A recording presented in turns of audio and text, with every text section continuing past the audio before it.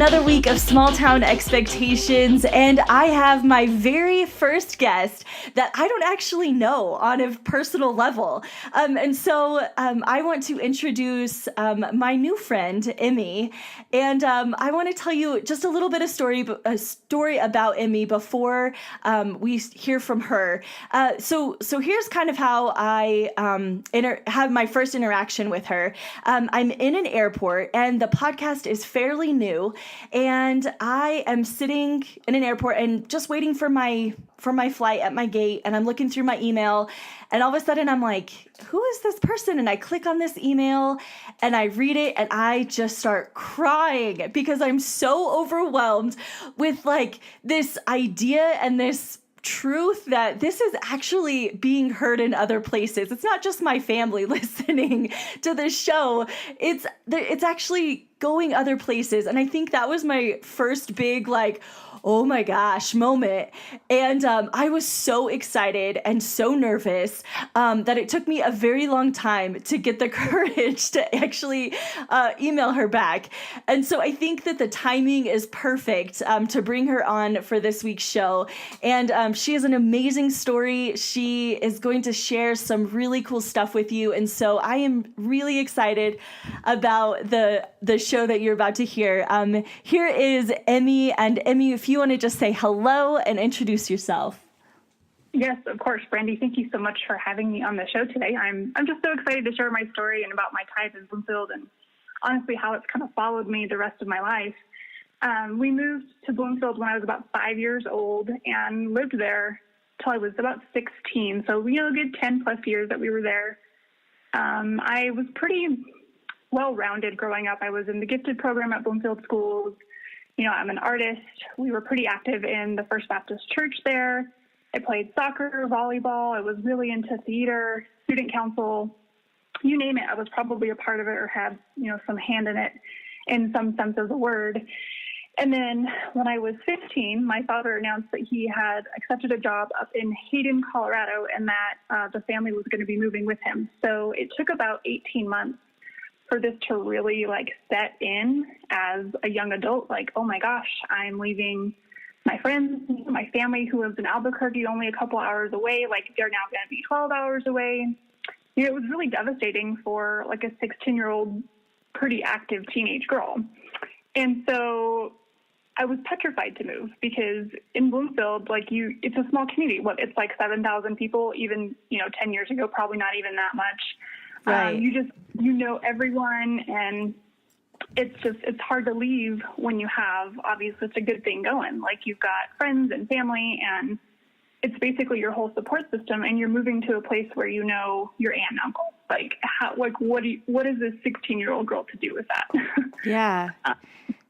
So I think, obviously, it was very difficult at that point in my time to leave basically family, the whole town. At that point, it's just petrifying.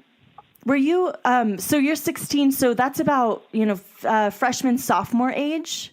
Is that? That's correct, yeah. So it was my sophomore first semester that my father announced that it was basically time to get the family moving, and it wasn't until the following summer, so right before my junior year, that we actually ended up getting the rest of the family, me, my little brother, and my mom, up to Craig. It was, wow. Yeah, it was kind of not a long haul, but it was a long haul. Yeah. So, some kids or just some teenagers, their parents announce that they're moving and it happens, in a month or so. But you kind of had time to say goodbye. What did that feel like to you to know that you were leaving a year later or so? And then it actually happens. What did that feel like for you? It was kind of a long, drawn-out process. I actually had 2 going-away parties, which both were, amazing, but we weren't expecting to not move right. How do I phrase this? We were expecting to move in December, and then it just did, for whatever reason, it didn't work out that we were able to get the whole family up there, whether it be finances or finding a place for a family of 5 to live. Mm-hmm. I kind of said my goodbyes at the end of my junior year, or at the end of my first semester sophomore year, and then ended up kind of prolonging that a little bit more. So I kind of was able to detach myself a little bit just emotionally. Obviously, I was still there for my friends and family, and just kind of time-wise, I was actually kind of experiencing some stomach issues around the same time, which looking back, you're like, oh, that was probably psychological. For the most part, like, I was getting sick enough that I missed a little bit of school, but it was kind of phasing myself out in that sense where it's like, oh, if I'm not there anyway, life kind of moves on. Mm-hmm. So it was difficult, but then you kind of learn those coping skills. Just because life is spontaneous, you never know where you're going to end up. You don't know what's going to happen. So it was really kind of interesting looking back, realizing, oh, I was kind of learning those skills of just learning how to detach myself and kind of move on to the next thing over 18 months. Like, what kid has that observations about their life that's what they're experiencing, and that's actually what they're learning. So it was, it was interesting to say the least. Obviously, as a 16-year-old, you're still afraid, like, oh my gosh, like, you know, what is this going to do with, like, my college education? Like, you know, I was in a pretty nice program as far as, like, preparing myself for the real world, and I'm moving to this place that doesn't have special education. Like, what is that going to look like? And then, you know, the most important thing for a teenage girl is, like, well, what is my friend circle going to look like? I have to rebuild everything that I've basically had since birth. Like, what's that going to look like? Yeah, so, I'm hearing you say all of these things, and I hadn't thought of this until this moment. I actually, when I was a sophomore, I had a friend, and her family just kind of scooped up and moved away to Utah. And I remember and we kind of had the same thing. We knew about a semester in advance that she was going to be moving, and then she moved the summer after our sophomore year. And I remember being so just really sad about it. And I have never considered what that was like for her, you know, mm-hmm. and I honestly have never thought to go back to her and go, how was that for you? And that's just, you know, that's kind of the egotistical teenager mind. Of course. Yeah. But that is that. I mean, I think that's the number one thing on your mind is your friendships. And there's probably this fear that you're going to go to this new place and you're going to be alone. And exactly. It's a little stressful and devastating, I feel like. Yeah. And it was like, you know, when you're 16, it's the end of the world is what it is. Yeah. When you just, like, you don't know, like, you've known your best friend since kindergarten and you've been in the same classes with them. And, you know, my real name is Amelia. So the first day of class, every teacher would be like, oh, is it Amelia? And the whole class would answer, no, she goes by Emmi. Like, there's just kind of support, like, that people stand up for you and, like, they're there for you. And you don't have that when you're moving to a totally new place. Yeah. So, yeah, it was definitely intimidating. Okay. Mm-hmm, for sure. So, so you have your second, so the first party was kind of like a just kidding. And then the second one was much more real. Yeah. How do you think your brothers and sisters, so you mentioned that you're from a family of 5. And so I do, yeah. Go into a little bit about who your family is. Sure. So my little brother, he's, I think, 2.5 years younger than I am. And my older sister is 2.5 years older than I am. So my sister had already graduated high school. She was living in Salt Lake at the time, working. And the plan was that, you know, whenever the family that was still underage living at home moved up to Craig, Colorado, then my sister would then join us from Salt Lake. So she would kind of come over from the west and we would come up from the south, and it would just kind of be a reuniting kind of familiar point at that time. Because my sister had been living away from home for about 8 months to a year when we finally got the whole family back up there. So we're about spread out pretty evenly in age. My older sister and younger brother, they're 5 years apart. And then I'm kind of split in between the middle of them. So I think my sister had kind of already moved on. Like, she'd graduated, like, she's at that point in her life. Like, she's obviously out making new relationships and obviously still connecting with those, but kind of in the way that is traditionally done for most high school kids. And then my little brother, you know, he was going into his freshman year of high school. So for him, it was a clean slate regardless, because he would have gone into a high school versus if it were in the Bloomfield School District or if it were in the Moffat County School District. Mm-hmm. But I think, I mean, I'm sure you have siblings. It's just to see the different personality types and how different kids kind of react in situations. It's really kind of fun to see how I'm sure from a parent's perspective, like how your kid is going to react, cope, and go with that. And I think for the most part, my brother and I did really well, just kind of acclimating to a new town that, I mean, Craig is like 1,000 people more bigger than the Bloomfield area is, but as far as like Bloomfield, Farmington, Aztec to Moffat County, like you're looking at a third of the population. So it felt way smaller than the Tri-City area that we grew up in. I'm just trying to think. And maybe that was probably part of what played into you guys adjusting so well, is that the school that you went into felt very, very similar and very comfortable, because it was something that you kind of knew how to navigate, which was a small place with not a lot of students. And so that maybe did play a little bit into that. Yeah, absolutely. I mean, we're definitely parallels as far as like population size and activities to get into. Like, I tried the student government there because I was the vice president of my class for the last couple of years. So I kind of knew what that was going to look like. So I attempted to kind of bridge my way into that. And it ended up not being the same experience. I think I was a little spoiled with the Southwest Student Council District. And then, my brother is a musical genius and learned to play the guitar in 2 weeks. And it's like, well, I'm going to go join band. So he found his niche there. And I was definitely able to find, again, like that community. I've listened to a couple of your other podcasts, and the people you have interviewed are all into musical theater. And truly, like, they are the most accepting group of people you can find in a small community because they're willing to experiment and tell a new story. And if there's a person who is coming into that and can help tell that, obviously they're going to be inclusive. And that's where I think both my brother and I found that kind of community that we had missed or were being pulled apart from in New Mexico. Yeah, there is something really special about just the arts community in general, whether it's, an artist like in terms of painting and drawing. I mean, there's something very unique about that community of people. There's something very, unique about the community of band or the community of choir.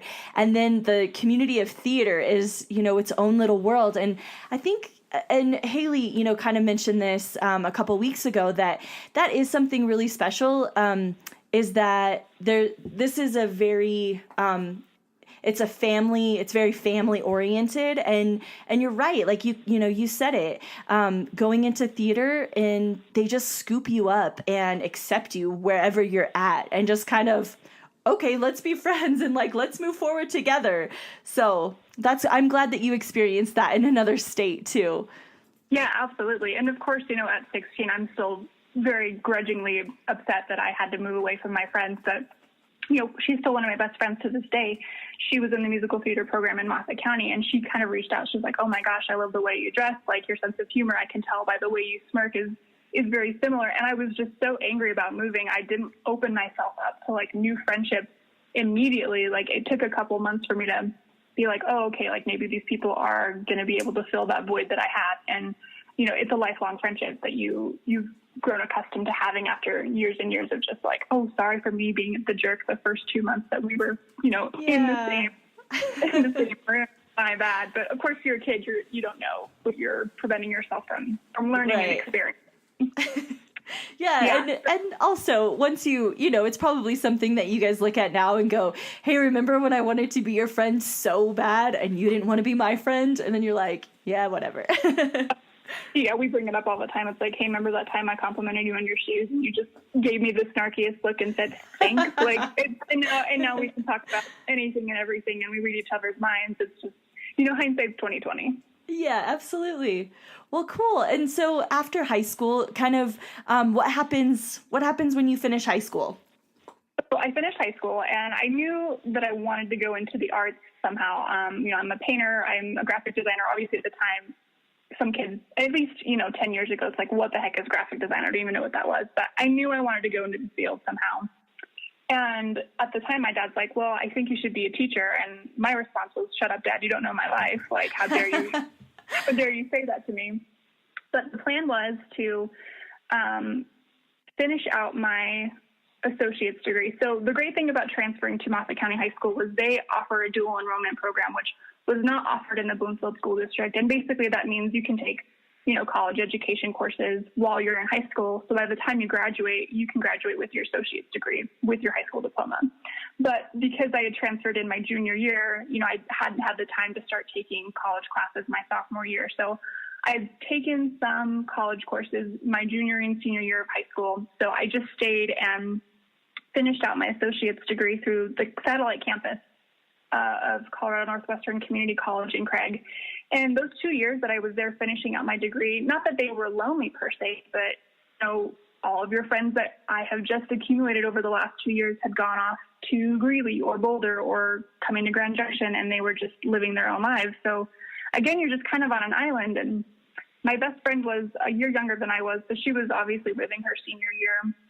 And I was working part-time at a sign shop and going to school full-time. And you're just kind of at that point where you're realizing who you are, and you get a little depressed, I think, because you think you're not where you're expected to be at that point in your life.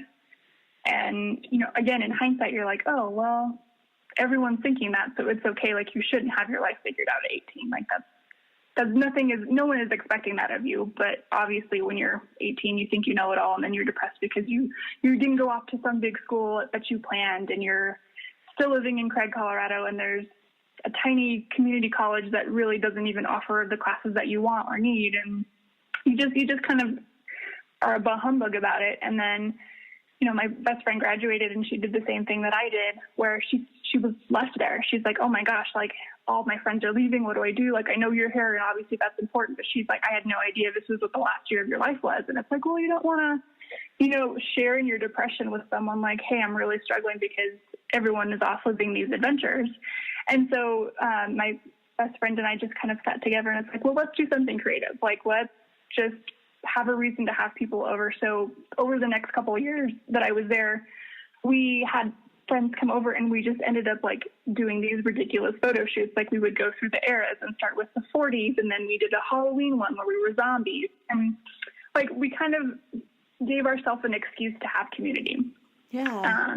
Like, obviously the musicals were still happening, and the director of that was like, hey, like, will you come in and like, be one of these Folly girls? Because, some high schooler dropped out. So there was some active participation, but you still don't feel like you're where you need to be at that age, because obviously you don't feel like you're moving on with your life the way other people are. But, on the logistical side of that, you're saving so much money by not having to live on a campus, and you're living at home, so you're not having to pay rent. Like, little things that obviously my parents had blessed me with, like setting aside, like, I know you're not where you want to be right now, but trust me, like, this is going to save you in the future. And, I got my associate's degree within a year and a half, 2 years.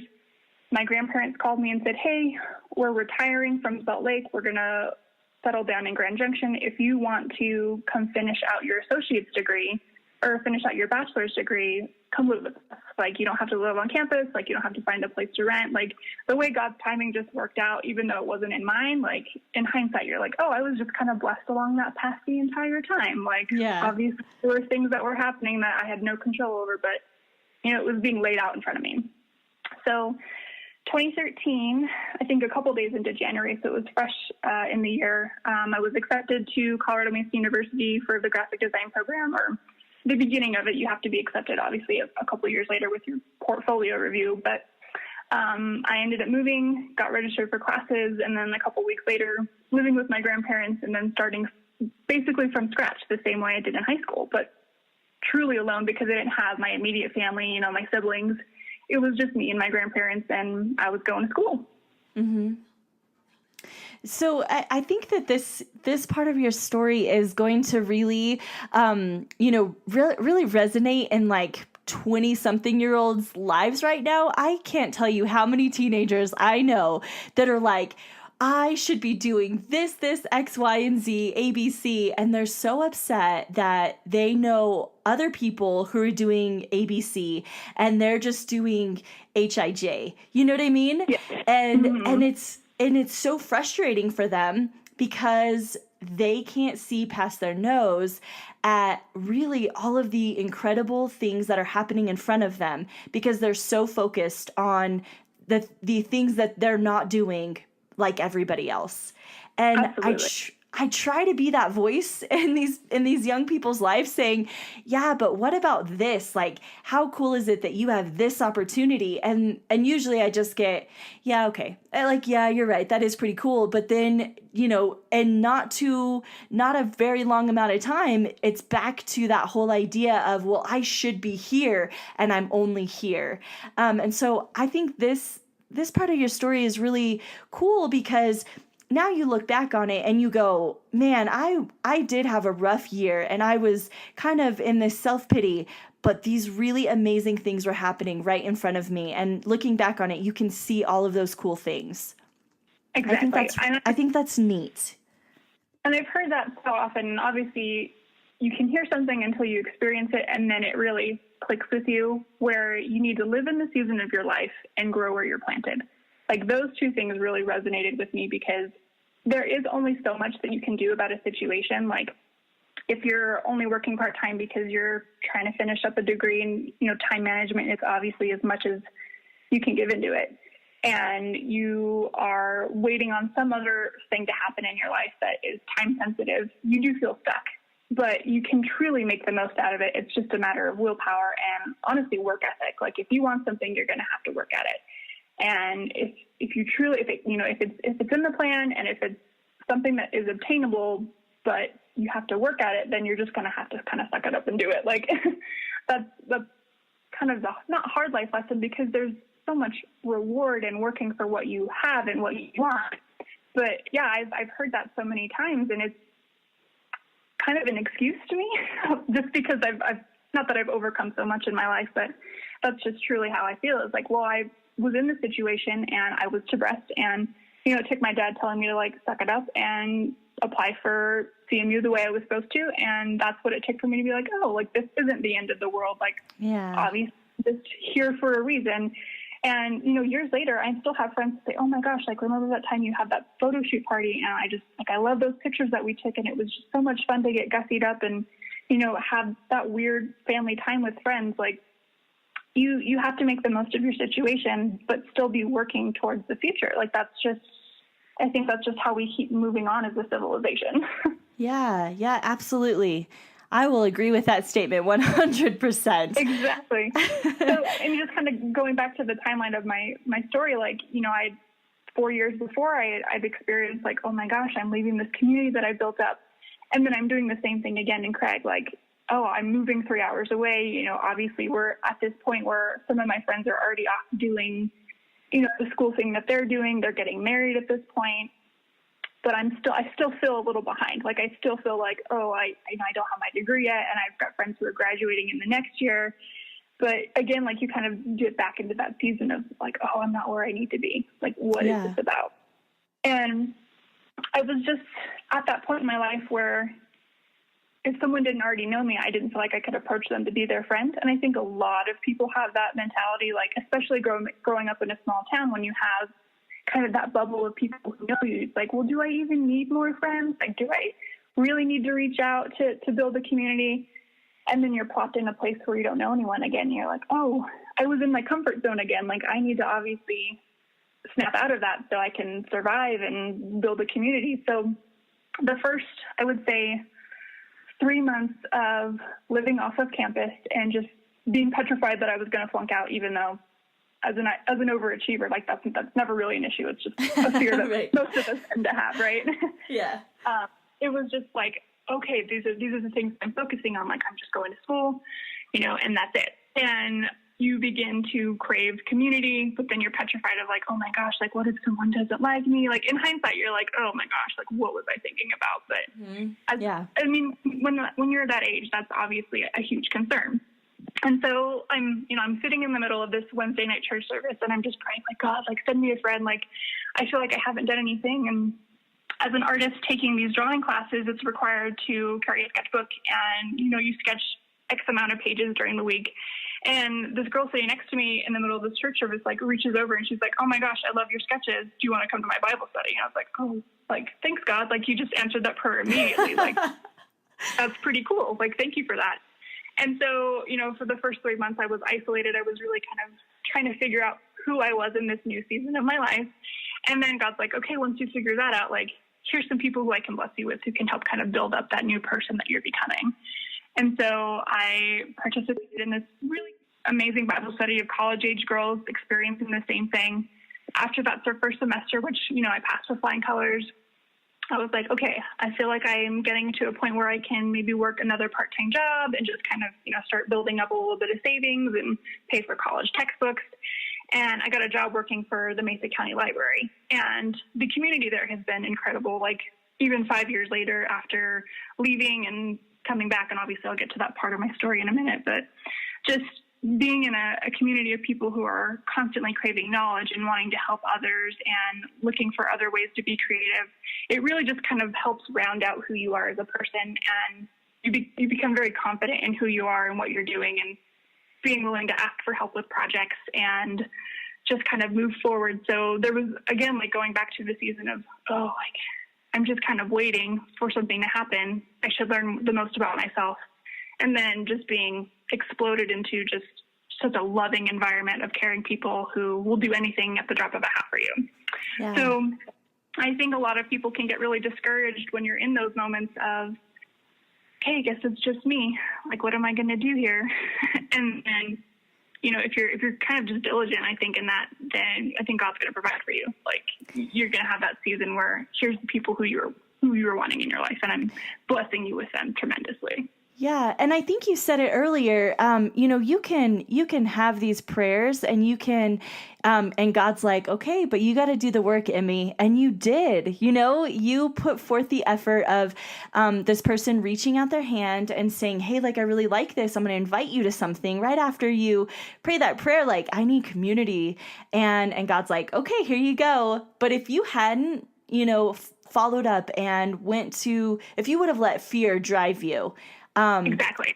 We wouldn't be talking about this. You know what I mean? Right.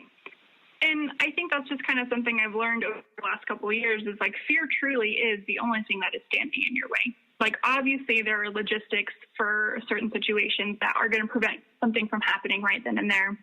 But I was listening to this meditation podcast a while ago, and it talked about how learning the difference between fear and your inner voice is basically discerned by creativity. Like, fear is pushing you away from creativity, and your inner voice is kind of honing in like, well, is this something that I need to do? It pulls you towards it. So that was something that kind of I've become enlightened about over the last couple months and years. It's just like, if something is intimidating, like, it doesn't hurt to ask for help. It doesn't hurt to just say, hey, I'm doing this thing. Would anyone else be interested? And if it's going to happen, like if it truly is going to happen, you'll make it happen, but you have to put forth the work in order to do it. Yeah, absolutely.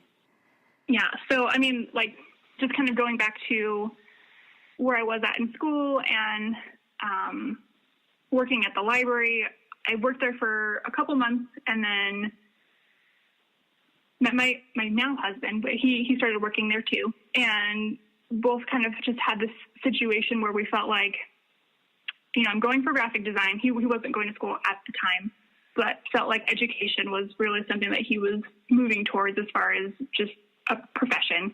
And I had this kind of come to Jesus moment where I was sitting in the middle of a sermon, and this pastor was talking about how, Joseph had been dreaming of grandeur, and his brothers were just like, oh my gosh, like, what is this kid even about? Like, I can't handle him right now. Let's just kill him. And then, let's not kill him. Like, let's throw him into slavery. And okay, so he sold as a slave, and then he lives in this amazing palace and is accused of adultery, and then goes to prison for like 12 years. Like, if this entire time he can believe that God has a big plan for him, these dreams he's had, since he was a young man, like, why can't you trust that God has a plan for you? And I just heard the word teacher like resonate in my head until I got home. I was like, oh my gosh, like, okay, like, fine, like, you're right. And I emailed my dad. I'm like, hey, remember that time a couple years ago when you were like, you should be a teacher? And I was like, no, well, like, obviously that's something where I need to be right now. So he was like elated, totally like, I've been praying over this for you for years and years. And I just kind of had that acceptance of who I was being called to be. And I love being able to share my knowledge and, the experiences that I've been in, and I feel like God has gifted me with a multitude of just skills to share with the community. And after I graduated from the design program, I started freelancing and doing graphic design. I work for an advertising agency in town. And then the library here is just incredible. Like, if I could plug anything, it's the Mesa County Library in Grand Junction, Colorado. Yeah. But they have a production studio where artists can come in and record music or check out cameras. And part of that studio is an artist in resident program where, you know, they offer artists of basically any medium to come in and teach to the community skills that they have, offer programs, and in exchange you get this amazing studio space to just kind of create in your zone. And so I believe it was 2016, I applied for the program, was accepted, and because I had background in library knowledge and experience, I was able to just kind of cultivate these amazing programs for different levels and age groups and different mediums. And the most beautiful thing that I got out of that was the people who would stop in during my residency hours and share with me what they were doing. Like, there was a gentleman who came in and showed me how he was painting on paper plates, and he would use the rim of it as the frame. And I started working with a group of special education or special needs adults and just taking the time to offer them classes, more one-on-one, less in a rushed kind of typical classroom experience. It was just so rewarding to see like the fun things that they would create, and obviously things I would never think of. It was just such a rewarding experience to be teaching in that element, despite not having like my education degree. So like just kind of going back to how like God tells you like you're going to be doing this, but not in the way that you think you're going to be doing it, is always just so much more rewarding than if I'd planned it out myself. And had been preparing your heart literally for a couple of years. So absolutely. Yeah, that's really years on neat. years on years. Yeah. Yeah. So, and you know, that was a really nice season of my life. I loved learning about it. And then you kind of look back and, you know, because I had been in the program for only 3 years at CMU for the design program and not cultivating those relationships that you do your freshman year, you know, it's like, oh, we're roomies next to each other in the same, you know, the same dorm, like let's be best friends. Like I didn't have that experience. I felt like I couldn't kind of cultivate new ones with people because I felt like they already had those. I didn't want to impose until, you know, my last 2 semesters where I was like, screw that idea. Like obviously people love hanging out with people and it doesn't hurt to have another creative in the mix. And so it wasn't until like the last couple months of my degree, I really felt like I connected with the people in my program. And then you graduate and then you're like, oh, like that's gone now. So after my residency, you know, my husband and I that's another side story. We eloped in February and then got married 8 months later. So like within that season of us, quote unquote, planning a wedding, it was another isolation kind of gap in my life where it's like, oh, like people think like once you get married, like you're just kind of on an island again. And so I was strongly cultivating like relationships to kind of prove my point. Like, no, like you can still be married in this relationship, but still have rewarding relationships outside of that, like with all your different girlfriends. And so part of my kind of wedding process was to invite schoolgirls and people I worked with at the library and like their spouses to come and create centerpieces for my wedding. So instead of having like a bachelorette party, we had a craftlerette party. So I love that. It's so cute. I'll have to send you the graphic because I had a lot of fun designing the invite. But just like, obviously, again, like having that sense of community of people to rally behind you to help you achieve a goal or just enjoy each other's presence. And I was blown away by the turnout. Like I had 20-something gals show up and just help me with everything I needed help with. You know, we bought a box of wine and, you know, we had snacks going. And to this day, people are like, oh my gosh, when you plan my wedding for me, like, will you throw me a craftlerette party so we can just have a group of men? And I'm just constantly blown away by like the community who rallies around you if you just ask for help. Like if you just say, hey, I've got this idea, I can delegate it, I just don't have the manpower. Like, what can I do to have you help me with this? So, you know, the last couple of years, there have been kind of isolated events where I felt like I could really call upon people who I really only known for like 25% of my life, if you think about it, like, and maybe not even that. And just the fact that if you reach out and you're a genuine person to them, like it's reciprocated. Mm-hmm. So, just kind of coming back to where I am now after, just this real quick recap of my life.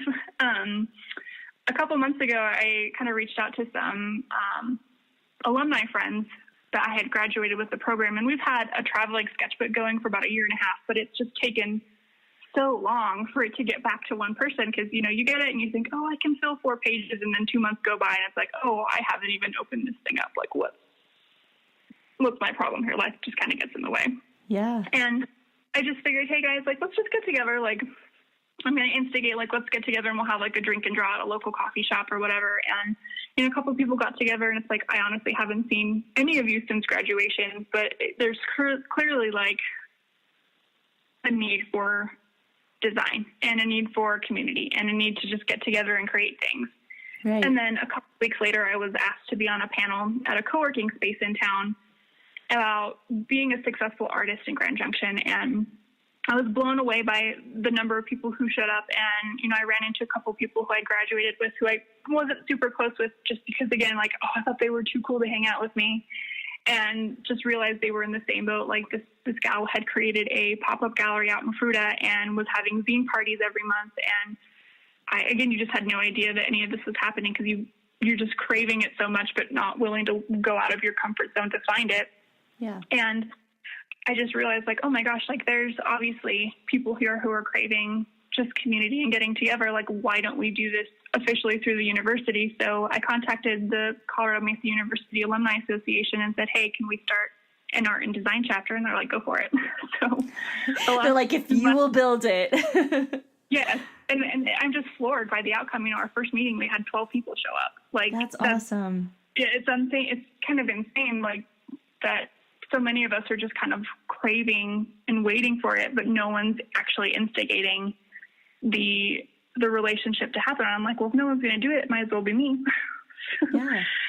And so that's kind of where I'm at right now. Like, we're doing these monthly meetings where everyone gets together. We have a show and tell. We talk about fun things that we're creating or something that's inspired us. And then, of course, you share with the other people. And then we're hosting all these events coming up in the next year where we're doing workshops and maybe not even necessarily art related. It's like, how do I set up my taxes for my sole proprietorship business? Like, what does this look like? How do I communicate with a client? Like, just little things like that are going to help build that community even stronger and just kind of be better artists in general. Yeah. So, that's the basic rundown. I think that your overall, you are truly an inspiring person. And to hear, when you recognize that you have to step out of your box so that you can have community and that you can make friends, and you're like, you know what, this community needs this, and so I'm going to try to make it happen. And you just do your best, and you don't know what the outcome is going to be, but you're trying it. And I think that's really inspiring.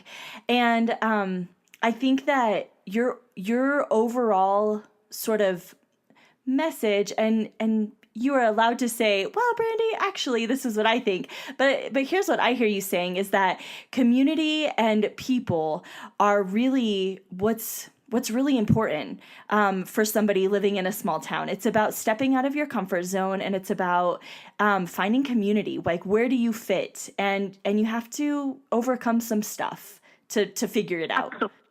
Yes, absolutely. I would say that is 100% my message. And, being somewhat of an introverted extrovert, because obviously people still need downtime. You need kind of a moment to reassess and be where you're at and just kind of take it all in. There's allowances for that. Mm-hmm. Like, you talk about how, the body of Christ, I think, can definitely be kind of projected onto community in general. Like, obviously the hand is going to be able to do different things than the foot does, but that you shouldn't discredit the ability that the foot has. Like, my husband has an amazing ability to discern what people's roles are. But as far as like delegating that, that's where I come in. It's like, okay, like, if you can point out to me, that this person's really great at this thing in this community, I can kind of guide them in that sense and just say, go with that. And we can thrive in that way. Yeah. And I think for someone who is letting fear kind of drive the resistance to that, I think the only advice I could give you is to just stop listening to that voice and just do it. Like, the worst thing that can happen is someone says no. And if they say no, life moves on, you know? Right. And it's sometimes just getting past that fear of rejection. Rejection, it's going to happen. I mean, we all have to just be, that's kind of the truth of life, is that you are going to experience rejection at some point. And it's about how you move through that. Absolutely. Well, and something I kind of overstepped is the current job that's my biggest freelance client is an advertising agency. But before that, I applied for 7 different jobs in a matter of 2 months. And I was rejected from all of those jobs. And it's not that I was probably overqualified for them, but it was obviously God saying, not yet, no, this isn't it. Like, just be patient and wait. But the resiliency that you build up from rejection is a lot more powerful than getting everything you've ever asked for without any struggle. Yeah. That's cool. There's just something to be said about resiliency and knowing when a no means a yes later on. Yeah. Well, so just as a side note, I have been taking notes as you're talking and writing down little lines that you've said, because like, really, this is a very, you just have some very inspiring one-liners throughout this whole thing. And I think that's ultimately, what people are going to hear from this is overcoming those things and persevering and resiliency, which, man, I appreciate that so much. Well, I mean, not to take credit for all of those things. Austin Kleon wrote this book called Steal Like an Artist. And I feel like as an educator of sorts, I'm constantly trying to educate myself and be a sponge to every little nugget of advice that I can get. So I'm constantly listening to podcasts and reading books and, engaging in conversations where I can pull those one-liners from other people and then just kind of apply them to my life and then regurgitate them. So I can't take credit for it, but obviously these things have been staples in kind of building my identity as who I am as a community member. So, I mean, thank you. I can't take credit for it. For sure. No, yeah, I also appreciate you saying that. Well, cool. Emmi, you have such a great story, and it really is very inspiring. Is there anything that I missed, just so I don't cut you short? I think I got out basically what I wanted to come across. If there's anything that I just would like to evoke to your listener, because I'm sure, like you said, you think that it's just like your friends and family listening, but then you never know like who would stumble across your podcast in the podcast sphere and realize that, oh, I'm living in a small town. Like, I would love to hear these stories. Like, don't be discouraged that that's where you're at, because you were planted there for a reason. And whether that reason be like you're waiting for your flight out of there, or if that truly is where you're meant to be because, God's given you a greater purpose for it, like, just kind of embrace it. I think that's the overall arcing of what I would like to kind of communicate during our time together. Yes. And, that got me. There's the feels. There it is. Yes. Well, thank you so much for just sharing all of your knowledge, your experience, and just your words. I think, I don't know, I just appreciate you being on here and just sharing your stuff. Well, thank you so much for having me, and just for, reaching out. When I reached out, just kind of like, I'm fangirling hard. I need to let this girl know. And following up, it truly is like, just, again, like, you don't let the fear overcome you. Like, let's reach out and have a genuine conversation and then be rewarded for it. Yeah, absolutely. Absolutely. Well, Emmi, do you want to plug anything, maybe a website or your Etsy? I don't know if you have an Etsy, but you can plug anything.